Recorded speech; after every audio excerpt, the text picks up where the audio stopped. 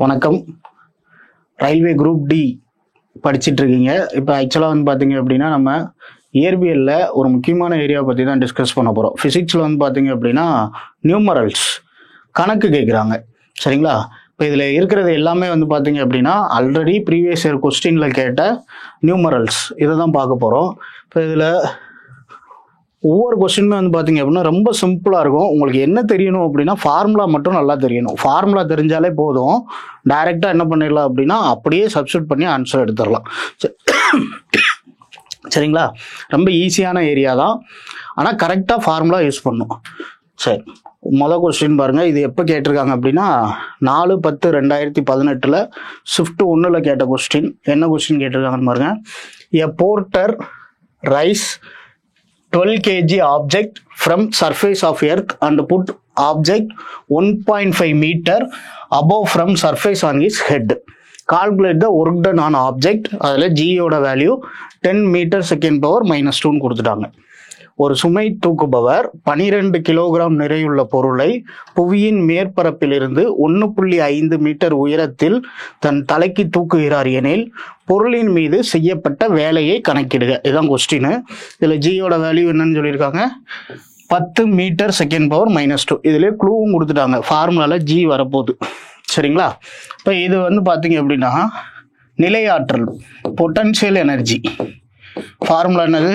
mgh. சரிங்களா? எம்மோட value கொடுத்துட்டாங்க எவ்வளவு? 12. ஜியோட வேல்யூ கொடுத்துட்டாங்க எவ்வளவு? 10. ஹைட் எவ்வளோ கொடுத்துட்டாங்க அப்படின்னா 1.5. சரிங்களா? அப்போ எல்லாத்தையும் அப்படியே மல்டிப்ளை பண்ண போகிறோம். இப்போ 120 × 1.5, அப்போ 180 ஜூல். புரியுதுங்களா? ரொம்ப சிம்பிள். நீங்கள் கஷ்டப்படணும்னு அவசியம் இல்லை, அதுக்கான ஃபார்முலா தெரிஞ்சால் போதும். சார் இங்கே வேலைன்னு கொடுத்துருக்காங்க சார், நீங்கள் வந்து நிலையாற்றலுக்கான ஃபார்முலா யூஸ் பண்ணுறீங்க சார் அப்படின்னா செய்யப்பட்ட வேலை தான் என்ன அப்படின்னு பார்த்தீங்க அப்படின்னா ஆற்றல். ரெண்டுக்குமே யூனிட் என்னது? வேலையின் அலகும் ஜூல், ஆற்றலின் அலகும் ஜூல். புரியுதுங்களா? இப்போ பேசிக்காக வந்து பார்த்தீங்க அப்படின்னா நிலையாற்றல் mgh, mass into gravitation acceleration into height. டைரெக்டாக ஃபார்முலா போட்டால் ஆன்சர் வந்துடும். சரி, அடுத்த சம். ரெண்டாவது சம் பாருங்க. The work done by an object is 56 joule and applied force on object is 7 Newton. Find the displacement. ஒரு பொருளின் மீது செய்யப்பட்ட வேலை 56 ஜூல், மேலும் அதன் மீது செலுத்தப்பட்ட விசை 7 நியூட்டன் எனில் பொருள் அடைந்த இடப்பெயர்ச்சி காண்க அப்படின்னு கொடுத்துருக்காங்க. ஆக்சுவலாக இங்கே கொடுத்துருக்கிறது என்ன கொடுத்துருக்காங்க அப்படின்னா ஒர்க் டன், வேலை கொடுத்துருக்காங்க. சரிங்களா? அப்போ ஒர்க் டன் W வேலை இஸ் ஈக்குவல் டு விசை ஃபோர்ஸ் இன்ட்டு டிஸ்பிளேஸ்மெண்ட் இடப்பெயர்ச்சி. சரிங்களா? இப்போ நமக்கு என்னெல்லாம் கொடுத்துருக்காங்கன்னு பாருங்கள். செய்யப்பட்ட வேலை 56 ஜூல், விசை எவ்வளோ அப்படின்னு பார்த்தீங்கன்னா 7 நியூட்டன். என்ன கண்டுபிடிக்க சொல்லியிருக்காங்க? இடப்பெயர்ச்சியை தான் கண்டுபிடிக்க சொல்லியிருக்காங்க. சரிங்களா? அப்போ 56 ÷ 7 எவ்வளவு? 8 மீட்டர். புரியுதுங்களா? அப்போ இடப்பெயர்ச்சி அடைந்தது எவ்வளோ அப்படின்னு பார்த்தீங்க அப்படின்னா 8 மீட்டர். சரி, ஆன்சர் ஆப்ஷன் சி. ரொம்ப சிம்பிள் தான். இந்த வேலைக்கு பார்த்தீங்க அப்படின்னா W = F × S அப்படின்றது ஃபார்முலா. இன்னொரு ஃபார்முலா இருக்குது, வெக்டராக எழுதுனீங்க அப்படின்னா F × S × cos θ. ஒரு பொருளின் மீது செயல்படும் விசை அப்புறம் பொருள் அடைந்த இடப்பெயர்ச்சி ரெண்டுக்கும் இடைப்பட்ட கோணத்தை வச்சு எழுதுறது தான் என்ன அப்படின்னு பார்த்தீங்கன்னா இந்த ஃபார்முலா. இது பின்னாடி ஒரு சம் இருக்குது, நம்ம அதில் டீட்டெயில்டாக பார்ப்போம். இப்போ இது புரியுதுல, F × S ஒரே ஃபார்முலா தான். சரி, அடுத்த சம் பாருங்கள். 10 Newton force is working on an object. Object displaced 5 meter in the direction of applied force. Then work done is 10 Newton விசையை செயல்படுத்தி பொருளானது 5 மீட்டர் விசை செயல்படுத்தப்பட்ட திசையிலேயே இடப்பெயர்ச்சி அடைகிறது. இப்போ இங்கே என்ன கொண்டு வந்துட்டாங்க? டைரக்ஷனை கொண்டு வந்துட்டாங்க. அதுக்கு தான் அந்த ஃபார்முலா பார்த்தோம். W = F × S × cos θ. சரிங்களா? இப்போ இந்த தீட்டாவோட மதிப்பு இப்போ விசை செயல்படுத்தப்பட்ட திசையிலேயோ எந்த டைரக்ஷனில் ஃபோர்ஸ் அப்ளை பண்ணாங்களோ அதே டைரக்ஷனில் ஆப்ஜெக்டோட டிஸ்பிளேஸ்மெண்ட் இருக்குன்னா தீட்டா ஈக்குவல் டு 0 டிகிரி. அப்போ காஸ் 0 எவ்வளோ ஆயிரும்? 1ன்னு ஆயிரும். இதே இது எதிரெதிர் திசைனா தீட்டா ஈக்குவல் டு 180 டிகிரி. அப்போ இங்கே காஸ் 180 அப்படின்றதோட வேல்யூ -1ன்னு ஆயிரும். சப்போஸ் செயல்படுத்தப்பட்ட விசையும் இடப்பெயர்ச்சியும் செங்குத்தா இருக்கு, பெர்பெண்டிகுலரா இருக்குன்னா 90 டிகிரி. காஸ் 90யோட வேல்யூ 0. காஸ் 90 0 ஆயிடுச்சுன்னு இந்த டோட்டல் டைம் என்ன ஆயிரும்? 0 ஆயிரும். அப்போ பொருள் அடைந்த இடப்பெயர்ச்சி விசைக்கு செங்குத்தா இருந்துச்சு அப்படின்னா செய்யப்பட்ட வேலை சுழி. சரிங்களா? அப்போ எப்போ ஒர்க் டன் ஈக்குவல் டு 0ன்னு சொல்றோம் அப்படின்னு பார்த்தீங்கன்னா force and displacement R in perpendicular. இப்படி இருந்துச்சுன்னா ஒர்க் ஈக்குவல் டு 0. சரியா? சரி, இப்போ நமக்கு என்ன கொடுத்துருக்காங்கன்னு பாருங்க. Object displaced 5 metre in the direction of applied force. சரியா? விசை செலுத்தப்பட்ட திசையிலேயே. அப்போ ரெண்டும் ஒரே டைரக்ஷனில் போகுது. இப்போ நான் ஒரு பெஞ்சை தள்ளுறேன்னு வச்சுக்கோங்களேன். நான் இந்த சைடுலேருந்து ஃபோர்ஸ் கொடுக்குறேன். இடப்பெயர்ச்சி எப்படி ஆகும் அப்படின்னா பெஞ்சு முன்னோக்கி நகரும். இப்போ இந்த பெண்ணை தூக்கி எறிகிறேன்னு வச்சுக்கோங்க. ஃபோர்ஸ் இங்கே இப்படி கொடுக்குறேன், இடப்பெயர்ச்சி முன்னோக்கி போகுது.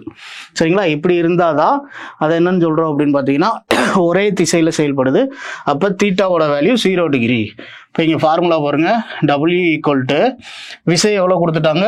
10 நியூட்டன் இன்ட்டு அடைந்த இடப்பெயர்ச்சி 5 மீட்டர் இன்ட்டு காஸ் தீட்டாவோட value 0.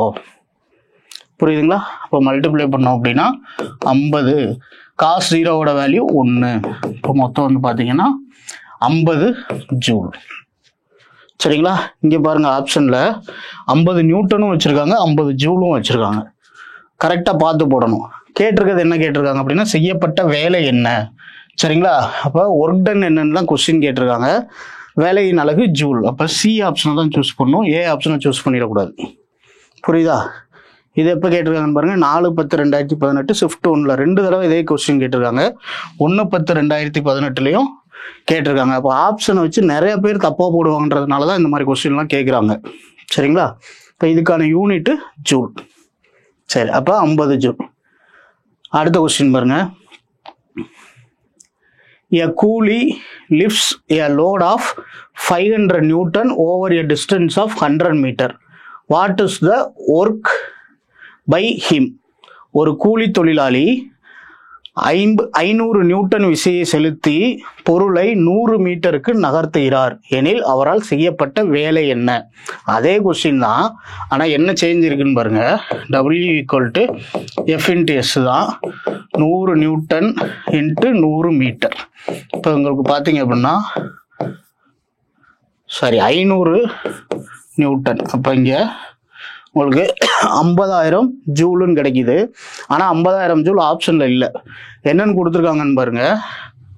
50 kilo joule, 5 kilo joule. Kilo ஜூல்னா என்ன அர்த்தம் அப்படின்னு பார்த்தீங்கன்னா 1000 ஜூல் தான் 1 கிலோ ஜூல். சரிங்களா? அப்போ 1000 joule is equal to 1 kilo joule. இப்போ இங்கே 50,000 ஜூல் இருக்கு. அப்போ ஆன்சர் என்னது? 50 கிலோ ஜூல். சரிங்களா? தப்பா 5 கிலோ ஜூல்னு போட்டுறக்கூடாது. புரியுதுங்களா? இப்போ 50 கிலோ ஜூல், ஏ ஆப்ஷன். சரி, அடுத்தது. An object of 1 kg is raised to a height of 10 meter, then the work done by the force of gravity will be. 1 kilogram நிறையுள்ள ஒரு பொருள் 10 மீட்டர் உயர்த்தப்படும் போது புவியீர்ப்பு விசையால் செய்யப்பட்ட வேலை காண்கன்னு சொல்றாங்க.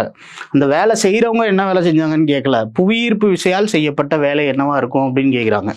இப்போ ஃபார் எக்ஸாம்பிள், இப்படி ஒரு ஆப்ஜெக்ட் இருக்கு, இதை நான் மேல் நோக்கி இப்படி தூக்குறேன். இப்படி தூக்குறப்ப என்ன நடக்கும் அப்படின்னு பார்த்தீங்க அப்படின்னா, இது மேலே புவியீர்ப்பு விசை செயல்பட்டு இதை கீழ் நோக்கி இழுக்கும். சரிங்களா? அப்ப புவியீர்ப்பு விசையும் இந்த பொருளின் மீது வேலை செஞ்சிட்டு இருக்குன்னு அர்த்தம். இதை தாண்டி நம்ம ஒரு ஃபோர்ஸ் கொடுத்து தூக்குறப்பதான் இது மேல் நோக்கி நகரும்.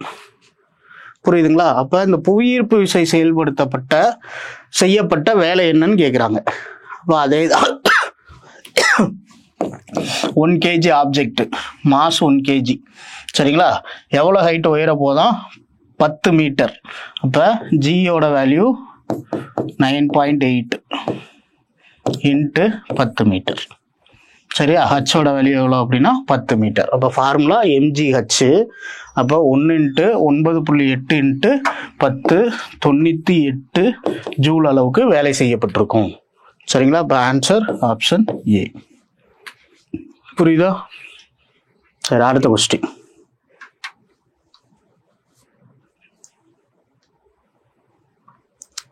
A 10 kg object is moving with a speed of 5 meter per second. The kinetic energy of the object will be 10 kilogram நிறையுள்ள ஒரு பொருள் 5 மீட்டர் per வினாடி என்ற வேகத்தில் இயங்குகிறது எனில் அந்த பொருளின் இயக்க ஆற்றல் காண்க. இவ்வளோ நேரம் நிலையாற்றல் mgh வச்சு ஃபார்முலா பார்த்தோம். இப்போ என்ன பார்க்குறோம் அப்படின்னா இயக்க ஆற்றல் கைனடிக் எனர்ஜி ஆஃப் mv². சரிங்களா? இப்போ இதில் என்னெல்லாம் கொடுத்துட்டாங்கன்னு பாருங்க. ஃபார்முலா படி ஆஃப் எம்னா மாஸ் நிறை எவ்வளோ கொடுத்துட்டாங்க 10 kg இன்ட்டு திசைவேகம் எவ்வளோ கொடுத்துருக்காங்க அப்படின்னா 5 மீட்டர் per செகண்ட். அப்போ v² 5 × 5 அடித்தா அப்படின்னா 5 5³ 125 ஜூல். புரியுதுங்களா? அப்போ இயக்க ஆற்றலோட formula KE kinetic energy KE is equal to half mv². சரி, next question. The speed of an object is doubled, the kinetic energy becomes. இது நிறைய டைம் கேட்டிருக்காங்க. சரிங்களா? இதில் மட்டும் இல்லை, NTPCயில் கேட்டிருக்காங்க. சரியா? நம்ம குரூப் டியில் இருக்க சம் மட்டும் சால்வ் பண்ணிட்டு இருக்கோம். சரி, இதில் என்ன கொடுத்துருக்காங்கன்னு பாருங்க. ஒரு பொருளின் வேகம் 2 மடங்கு ஆகும் பொழுது அதன் இயக்க ஆற்றல் என்ன ஆகும்னு கேட்குறாங்க. சரிங்களா? ஒரு பொருளின் வேகம் 2 மடங்கு ஆகும்போது இயக்க ஆற்றலுக்கான ஃபார்முலா இப்போ தான் படித்தோம். அரை mv². இப்போ இதில் வேகம் எதை குறிக்குது அப்படின்னு பார்த்தீங்க அப்படின்னா விஏ குறிக்குது. இது எத்தனை மடங்கு ஆகுதோ 2 மடங்கு ஆகுது. அப்போ ½ × m × 2v ² சரிங்களா? இப்போ ½ × m × 4v². இப்போ 4 முன்னாடி வெளியே எடுத்துருங்க. 4 × ½ mv². சரிங்களா? அப்போ எத்தனை மடங்கு அதிகரிக்குதான்? 4 மடங்கு அதிகரிக்குது. சரிங்களா? இப்போ 4 டைம்ஸ் இன்க்ரீஸ் ஆகுது. Option C. ஓகே தானே? சரி, அடுத்தது. After starting from a steady state, a boat moves in a straight line with an acceleration of 3 meters second power -2 at a constant rate of 8 seconds. Find the total distance covered by the boat during this time. ஓய்வு நிலையிலிருந்து ஒரு படகு 3 metre வினாடி power -2 என்ற முடுக்கத்தில் 8 வினாடிகள் நேர்கோட்டு பாதையில் செல்கிறது எனில் படகு கடந்த மொத்த தொலைவு என்னன்னு கேட்டிருக்காங்க. இப்போ இதுக்கு நமக்கு என்ன தெரிஞ்சிருக்கணும் அப்படின்னா இயக்க சமன்பாடுகள் மொத்தம் 3 இயக்க சமன்பாடு இருக்கு. ஃபர்ஸ்ட் ஒன்று v = u + at.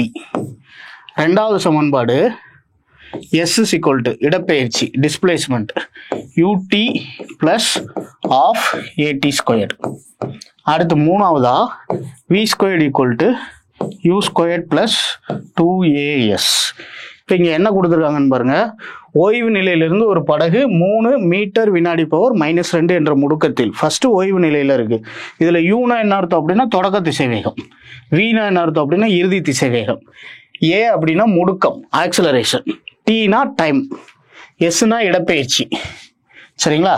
அப்போ இங்க ஃபர்ஸ்ட் ஃபார்முலாவை பாருங்க.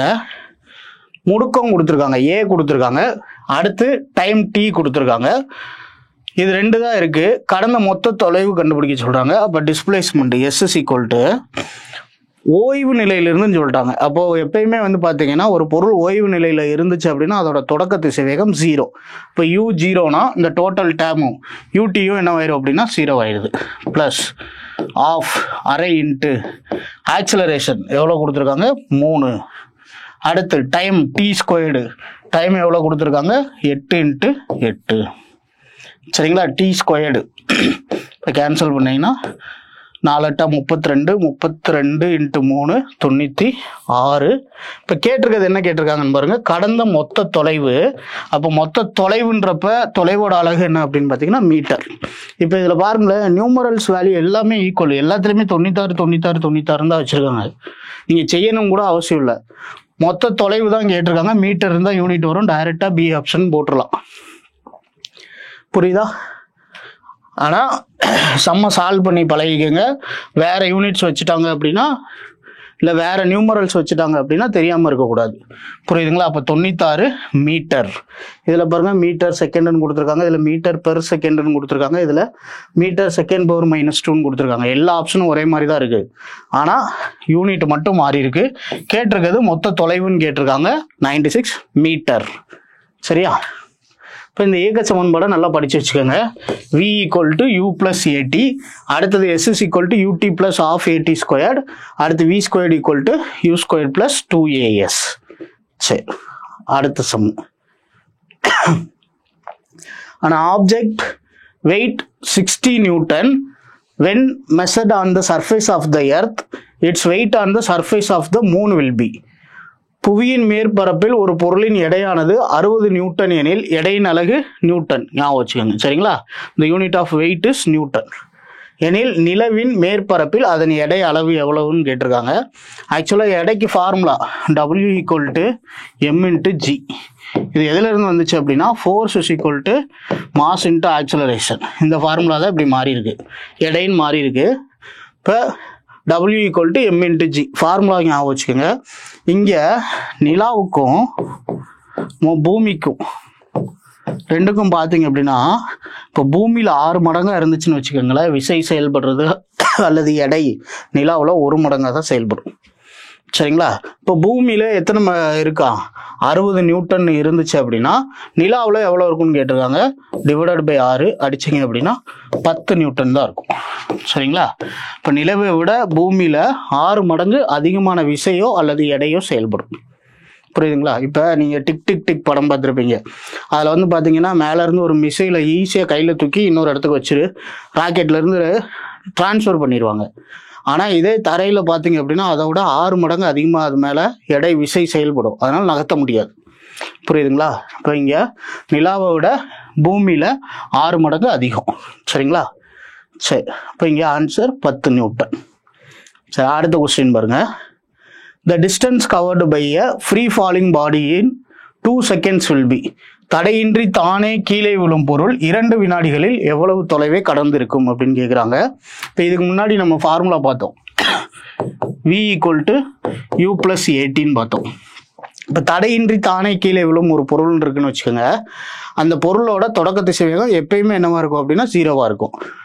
அதே மாதிரி முடுக்கம், ஏற்படக்கூடிய முடுக்கம் புவியீர்ப்பு முடுக்கமாக இருக்கும். அப்போ அந்த ஃபார்முலாஸில் எல்லாத்துலேயுமே நம்ம என்ன பண்ண போகிறோம் அப்படின்னா u = 0, a = gன்னு சப்ஸ்டிட்யூட் பண்ணிங்கன்னா நியூட்டன் சொன்ன தடையின்றி தானே கீழே விழும் பொருளுக்கான இயக்க சமன்பாடுகள் கிடைச்சிரும்.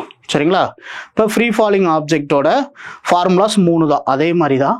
இப்போ யூக்கு பதில் 0, ஏக்கு பதில் g. அப்போ ஃபர்ஸ்ட் ஃபார்முலா v = gt. அடுத்து ரெண்டாவது formula s = ut + half at squared. இப்போ இதில் தொடக்க திசைவேகம் u0னா ut ஃபுல்லாகவே 0 ஆயிரும். ஆஃப் ஏக்கு பதில் என்ன சப்ஸ்டிட் பண்ணணும்? ஜியை சப்ஸ்டிட் பண்ணணும். அப்போ s = half gt squared.